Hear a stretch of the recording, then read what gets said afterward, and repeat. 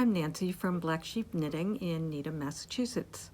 We're a local yarn shop in Needham, which is about 11 miles outside of Boston. I don't know what I was thinking.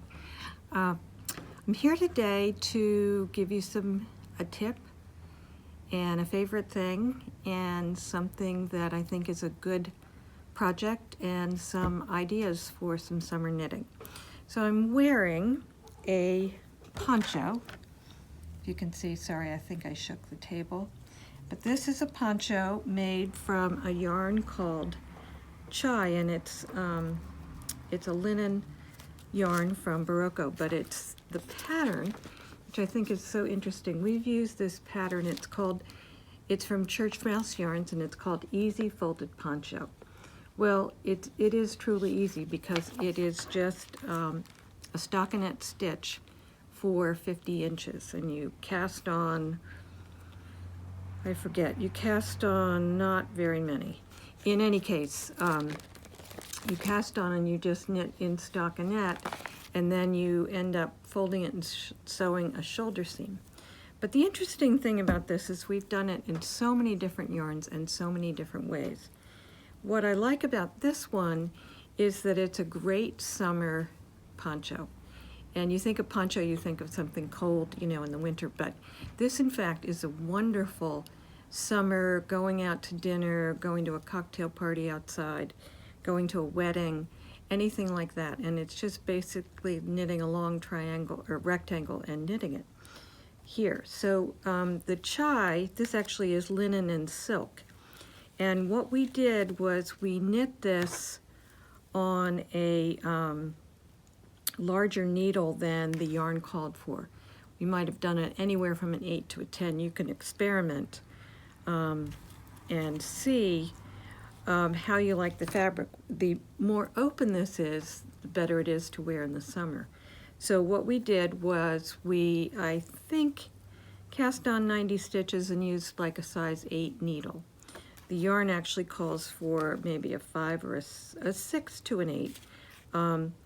But you could even do a larger needle. It's like 9 or a 10, and you get a much more open weave. Now, if you do that, you might want to cast on fewer stitches than 90 because it's going to be bigger, and you can play around with it. So what we did was we knit this in stockinette stitch, then washed it. And I recommend with these linen yarns that you wash them because they soften up a great deal. And then we blocked it out so that it was really an open weave, and you can kind of see through it.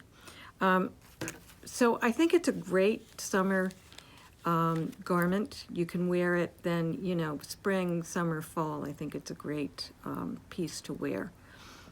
I'm going to show you some of the colors. This yarn called chai, and it is 56% linen and 44% silk. So it comes in this kind of charcoal color. And then a green, which I think this is a beautiful green. I think they call it tomatillo. But it's a very pretty green, and all these yarns have sort of a white through it, and I don't know if that's the linen or if that's the silk that's woven into the yarn, but it gives it some depth, I think. This is a beautiful blue called, obviously, light blue, which I think is really pretty and very wearable. We also have one it's called coconut, and this is so versatile because it goes with absolutely everything. It's not a bright white, you don't have to worry about getting it dirty. But it just would go with anything at all. And then finally, we have one that is called Jasper. And this is a soft brown, very, very nice. Now, I will tell you, I don't think these are necessarily my favorite yarns to knit with. They're not like knitting with cashmere, mind you. But if you're on a bigger needle, it goes quickly, and you don't have to worry about making all your stitches really tight and beautiful, because in the end you're going to block it out to be much more open and bigger. I have another yarn that I think would work really well. This is called Cambria, and this is alpaca, linen, and lyocell. So lyocell, I guess that's how you say it, is a synthetic of some kind. This also has a white fleck going through it. This one is called Berries. Again, the yarn is called Cambria. This is very soft, and once you wash it, it gets even softer. This one's called Oak, which is a lovely, warm, rusty brown color. Very nice for the fall. And another one here is called Juniper, and I see that as more blue than juniper, but I guess I think of juniper as green, but I might be wrong. So it's a bluish green, very pretty. And then finally another beige called Snowdrop. Maybe it's more of a creamy white. So these are ones I would recommend for doing just this, if you wanted to do this sort of open weaved, lightweight poncho.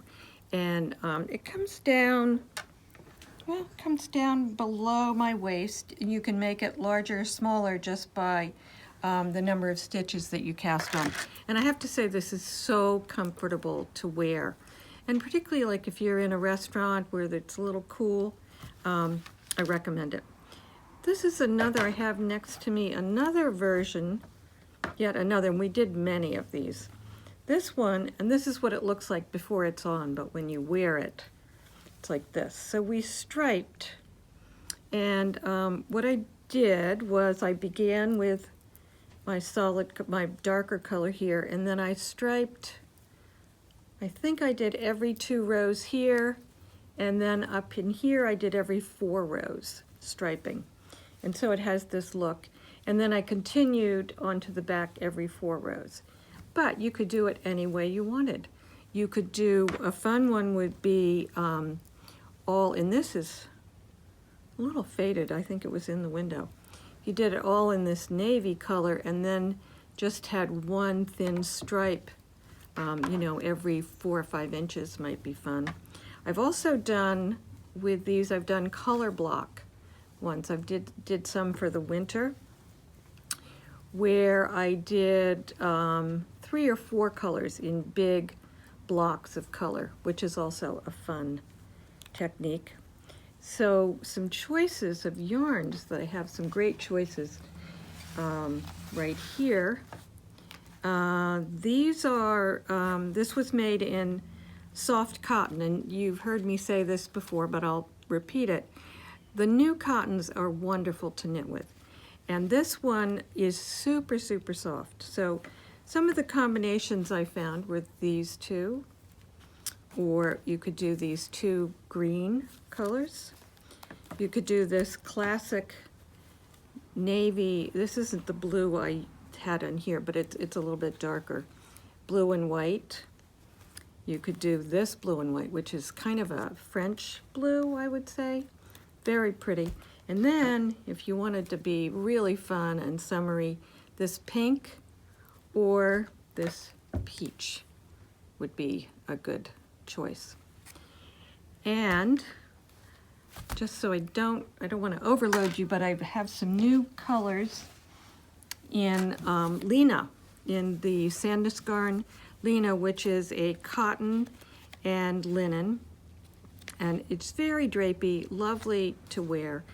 And some of the new colors we have, this one's just called pink, but it's it's almost like what I would call a dusty rose. And if you striped it with this, these are also great for sweaters. I love the idea of a big color block or big striped in a sweater.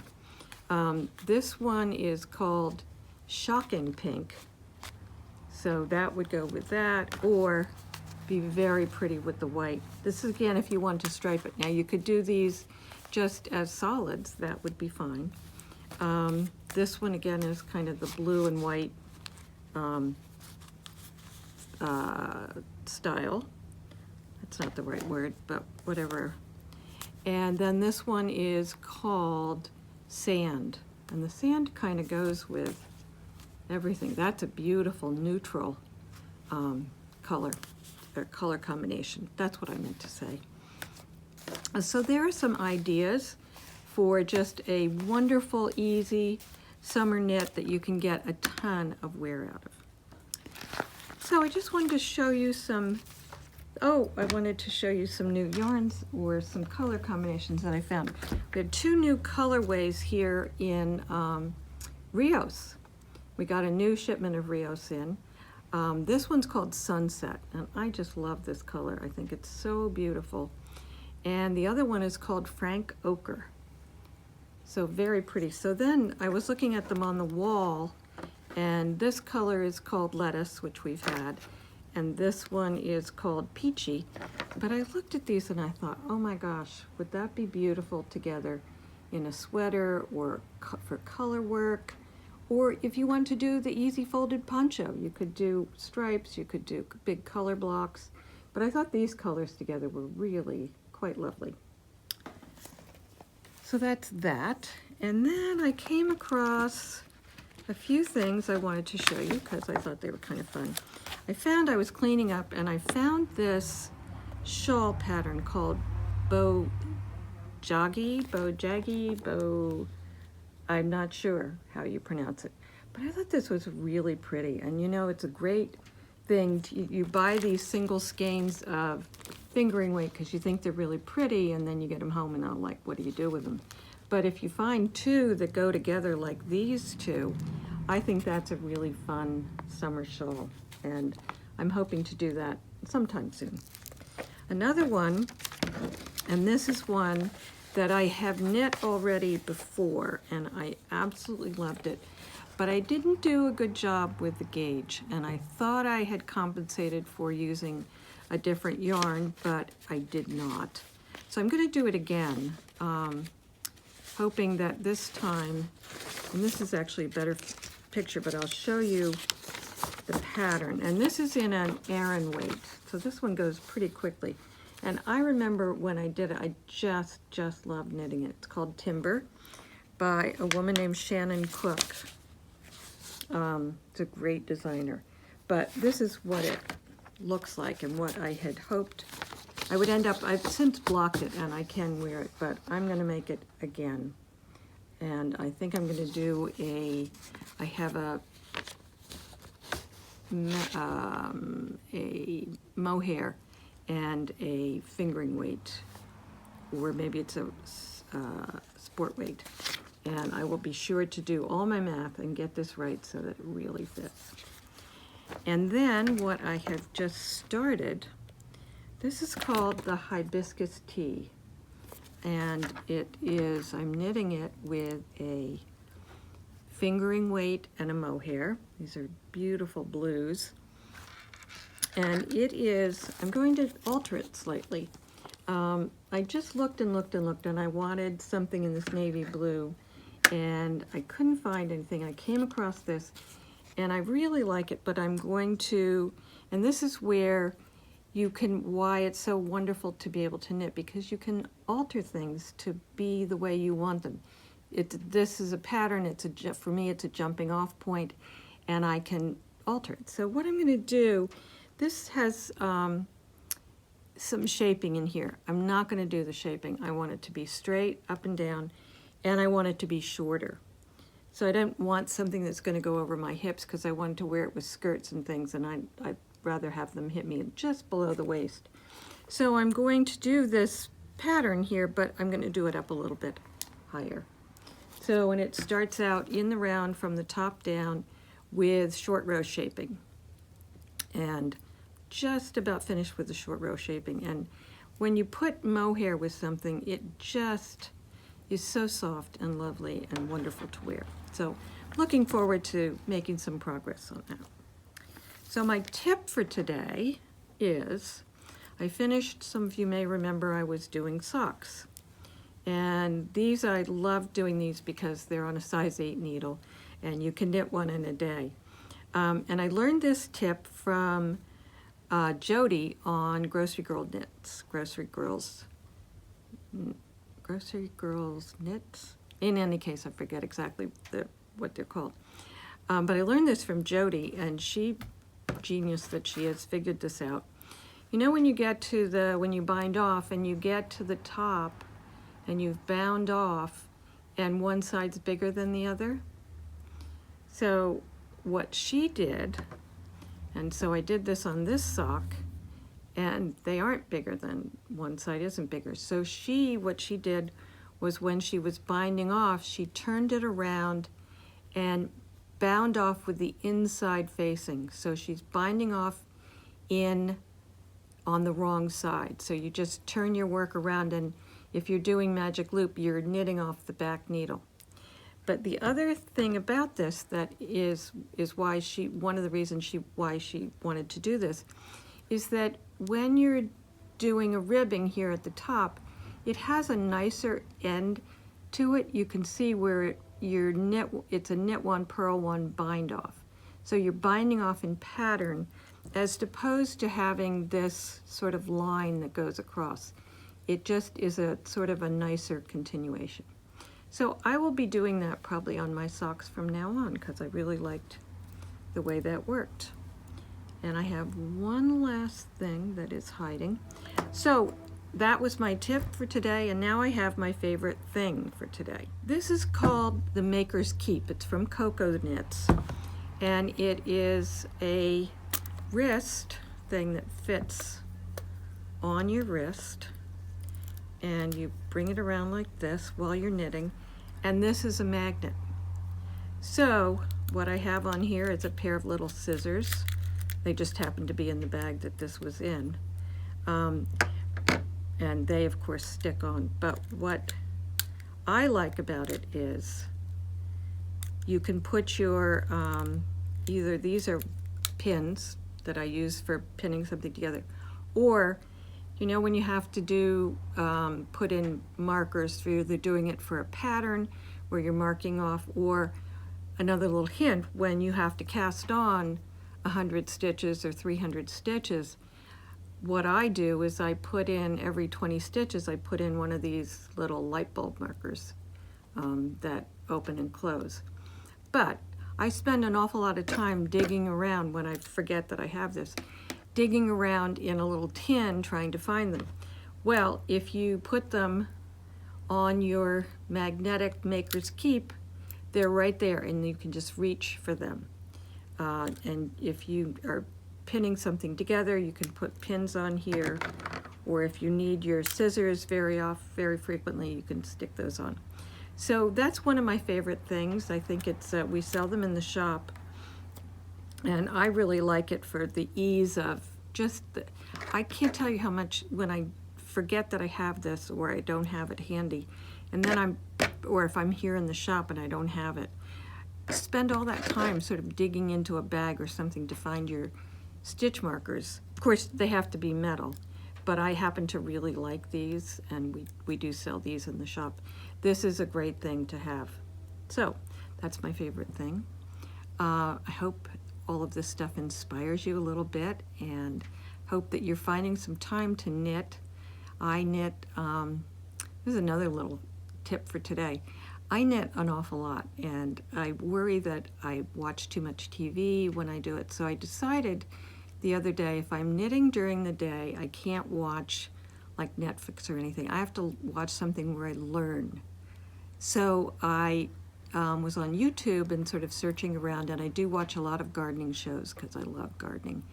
But I came across all these travel shows, and I found the Rick Steves ones, and those of you who watch public television have probably seen him for years. I've watched some, but I don't watch a ton. Well, I started watching them, and he tells you so much history. It's so interesting and fun to do. And I took, the other day I watched, maybe 3 or 4. I went around the world sort of with him. And I love to travel. So for me, this was just a delightful way to spend my knitting time. The other thing I do is I do listen to books when I knit. But I've just sworn off, entertainment TV at least during the day when I'm knitting. And I learned so much. I learned so much from Rick Steves about the history, just stuff. And then you think, 1066. Yeah, I remember studying about that. I remember when somebody so and so invaded One of his episodes was about Gibraltar and the invaders that came into Spain. It was fascinating. So that's another little tip. I hope that will brighten your day a little bit. It did mine. And I hope you have a great week of knitting. Enjoy the weather. Has been fabulous. I'm a summer person. I like the sunshine. I like gardening. And so I love being outside. And of course, inside in the shop with the air conditioning on too. So we'll see you next time. Bye-bye.